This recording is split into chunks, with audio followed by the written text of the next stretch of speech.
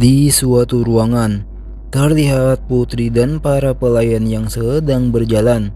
Putri pun duduk dan para pelayan merapikan atau merias putri. Seorang raja haruslah kuat. Dia harus menjadi sosok matahari, melihat dunia di atas semua orang. Ketika mereka mencapai titik lemahnya, mereka akan memohon kepada sang matahari. Demi mempertahankan kerajaan, kau harus bisa menutup matamu pada beberapa hal. Dan semakin kuat dirimu, semakin sendirian pula engkau nantinya. Ingatlah itu, di bawah mahkota sang raja, pasti terdapat darah yang tertumpah. Putriku, bisakah kau menanggung beban ini? Tidak, takkan ada darah yang tertumpah di Emilia yang kupimpin nantinya, jawab putri dengan tegas. Kalau ayahku yang bersinar di atas semua orang adalah sang matahari, maka aku akan menilik hingga ke tempat yang tak terjangkau oleh sinarnya. Akulah sang matahari itu. Bisakah kau membuktikannya? Tanya raja. Tentu. Jadi tolong tunggu dan lihat saja masa depan Emilia. Tuan Putri, sudah waktunya. Terlihat Rena yang berada di belakang Putri. Putri pun menoleh. Rena, bagaimana wajahku? Apa aku terlihat cantik? Rena pun merespon. Tentu saja, Anda kan matahari Emilia. Kalau Anda tak bergegas, Anda mungkin akan melewatkannya. Kalau dia, mungkin saja... Terlihat putri yang berdiri dan bergegas. Setelah sampai, putri hanya memandang. Terlihat kelompok signatur Jegal. Jegal berkata, apa kau sudah mengemas semuanya? Karena semua urusan kita sudah selesai, ayo pergi sesuai rencana. Kenapa kau ingin cepat pergi, Sik? Tanya pedang es. Aku tak ingin terlibat hal-hal yang merepotkan lagi. Kenapa dia seperti itu lagi? Menyebalkan. Hei Minerva, apa kau mau pergi begitu saja? Nyonya. Anak Kitekat berusaha berbicara dengan ekspresi aneh di wajahnya. Melihat Minerva yang sepertinya ngambek atau merajuk, mereka pun berjalan. Lalu Jegal terlihat terkejut karena di depan mereka ada Putri dan Rena. Putri berkata, apa kau ingin pergi begitu saja tanpa berpamitan? Jegal yang mendengar itu dia merespon, oh, yang mulia, masih belum. Putri menyela. Dia pun mulai melepaskan mahkota di kepalanya sembari berkata, aku masih harus mengadakan upacara resminya. Terkadang aku berpikir kalau mahkota ini terlalu berat bagiku. Aku juga ingin menjadi bebas sepertimu. Jegal yang mendengar itu dia merespon, lucu sekali. Kau harus bertanggung jawab atas apa yang sudah kau mulai. Rena yang mendengar perkataan Jegal dia geram. Dasar, beraninya kau berkata kasar pada Tuan Putri. Tak apa, Rena, ucap Putri. Tapi, tolong kau juga harus bertanggung jawab. Apa? Tanya Jegal heran. Putri melanjutkan, aku mengikutimu karena aku kagum padamu. Karena kau berhasil menghukum para bangsawan itu. Jadi, Sik, kau juga tolong bertanggung jawablah atas apa yang kau mulai. Tentu saja aku akan bertanggung jawab, ucap Jegal. Iya, apa? Ucap Putri dengan tingkah lucunya. Jegal melanjutkan, kalau kau berubah jahat nantinya, akulah yang akan menghukummu. Aku mengerti, jawab Putri malu-malu. Jegal hanya memandanginya dengan penuh tanda tanya. Lalu Putri menyerahkan sebuah surat. Apa kau sedang dalam proses menyelesaikan kuis dari Sigmar? Aku memasang kuis di Kabon. Sepertinya kau takkan menagih imbalannya. Jegal pun mengambil kertas tersebut. Seraya berkata, aku tak terlalu suka hutang piutang, tapi aku menghargainya. Lalu Putri berkata dengan malu-malu, meski kau ingin lebih pun. Namun sebelum dia menyelesaikan perkataannya, ada sebuah aura di sekelilingnya yang menuju ke arahnya. Terlihat di depan Putri, Minerva dan pedang es. Mereka sama-sama mengeluarkan aura yang jahat. Putri yang melihat itu dia merinding. Bukan apa-apa. Jegal pun mengetuk kepala putri. Bagus, rambutmu itu cocok sekali. Putri hanya terdiam malu. Setelahnya terlihat Rena yang menghampiri putri dengan panik. Ah, yang mulia. Putri hanya tersenyum pada Rena. Terlihat kelompok jegal yang sudah beranjak pergi, meninggalkan Rena dan putri. Beberapa waktu setelahnya, jegal berkata, "Sejak pagi tadi, kenapa kau menggerutu seperti itu?" Sesak sekali. Terlihat Minerva yang terus mengomel dengan aura jahat di sekitarnya. "Kenapa kau selalu bertarung dengan Seoi dan bukan aku?" Jegal yang melihat itu dia sedikit kesal. "Hei, hentikan. Apa kau masih bocah?" Pedang es menghampiri Jegal. "Sik, tolong pahamilah Ioni. Kami, para Demonic Sword sekali terhubung pada orang yang terikat dengan kami. Itulah mengapa kalau kami terpisah darimu, kami merasa risau dan gelisah. Dengan kata lain, Ioni itu sedang kesepian." Minerva yang mendengar pedang es menjelaskan itu pada Jegal. Dia terlihat malu. "Mana ada, Seoi cuma bohong. Aku itu cuma bosan." Jegal yang melihat tingkah Minerva dia berkata, "Kau ini lucu juga ya. Kalau kesepian ya bilang saja." Aku kesepian. Aku juga ingin bersamamu," ucap Seoi. Mereka pun tertawa kecil. Namun di sisi Minerva, dia masih malu-malu. Seraya berkata, "Hei, jangan salah ya. Aku ini dekat-dekat denganmu cuma karena ingin dapat makanan gratis." "Iya." Jegal berhenti tiba-tiba. Itu membuat Minerva yang berada di belakangnya terkejut dan menabrak dirinya. "Ah, sialan kau, Sik. Kenapa kau tiba-tiba berhenti?" "Sik, ada apa?" tanya pedang es juga. "Kois ini dari semua orang, kenapa Kar Isnable?" Pedang es pun merespon, "Kalau itu Kar yang menemukanku, haruskah aku menyapanya?" "Lebih baik jangan," jawab Jegal. "Dia ini seorang bajingan."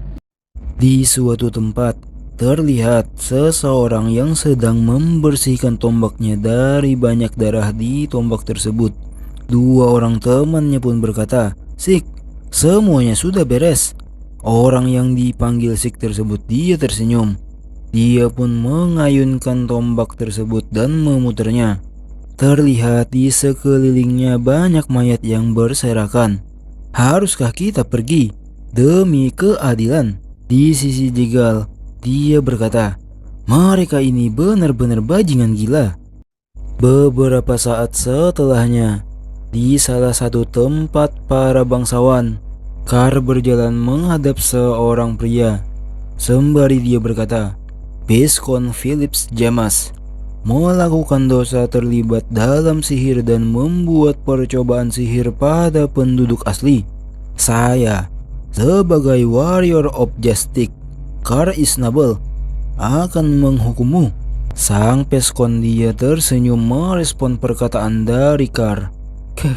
"Itu sangat konyol, Warrior." Setelahnya terlihat dia menancapkan sesuatu ke badan pria besar di sampingnya.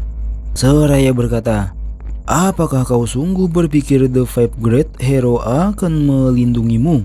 Pria besar di sampingnya tersebut terlihat berevolusi dan memancarkan aura yang sangat ganas. Tubuhnya membengkak, lalu melompat tempat ke hadapan Kar. Itu membuat debu berterbangan. Tatapan pria besar tersebut itu memiliki niat membunuh. Peskon dia berteriak, "Serang dia, Berserker! Tunjukkan kekuatanmu yang sebenarnya pada pahlawan yang berani memasuki tempatku." Pria besar yang disebut Berserker tersebut dia meraung dan langsung melancarkan serangan ke arah Kar. Di sisi Kar, dia tidak hanya tinggal diam, dia pun mengayunkan tombaknya tersebut dengan energi petir yang berderik-derik.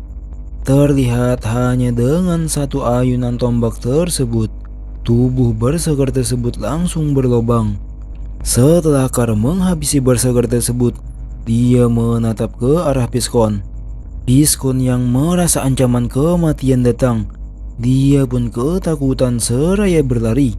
Di sisi Kar, dia mengambil ancang-ancang, mengumpulkan energi petir di tombaknya. Setelahnya dia mengayunkan atau melempar tombak tersebut ke arah Piskon, yang membuat tubuh Piskon tersebut tidak berbekas sama sekali. Dan efek kekuatan tombak yang dilempar oleh Kar itu membuat gedung di belakangnya langsung berlubang. Setelah menghabisi Piskon tersebut, ekspresi dari Kar, dia hanya terlihat biasa saja, seolah pembantaian seperti itu sudah sering dilakukannya. Ia pun menghampiri tombaknya dan mengambilnya. Lalu terdengar seseorang berkata, "Lihat, sebelah sana. Warrior of Justice telah datang untuk menyelamatkan kita." Kar yang mendengar suara tersebut, dia menoleh. Terlihat beberapa anak atau pemuda. "Warrior, kau datang untuk menyelamatkan kami." Namun setelah pemuda tersebut berbicara, percikan darah bersamaan dengan tubuh teman-temannya yang tergeletak sudah tidak bernyawa. Melihat itu, dia pun berteriak, "Kenapa kau melakukan ini pada kami? Kami hanya korban penelitian dari Philips Jamas." "Ya, aku tahu. Tetapi semuanya terjadi karena kelemahan kalian. Menjadi orang lemah adalah dosa kalian. Dan orang yang akan menghukum kalian adalah aku.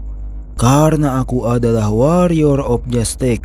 Yang terpenting semuanya, di saat kejadian tragis, seharusnya tidak ada orang yang selamat.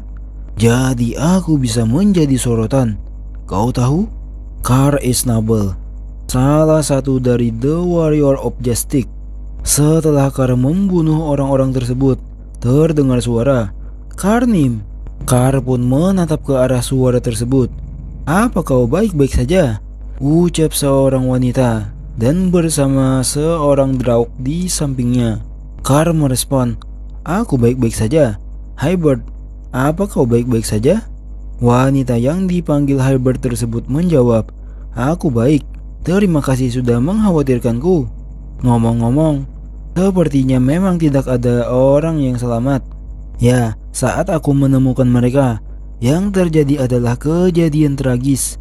Ini menyedihkan, tapi keadilan dibangun atas kebangkitan," ucap Kar merespon dengan tersenyum.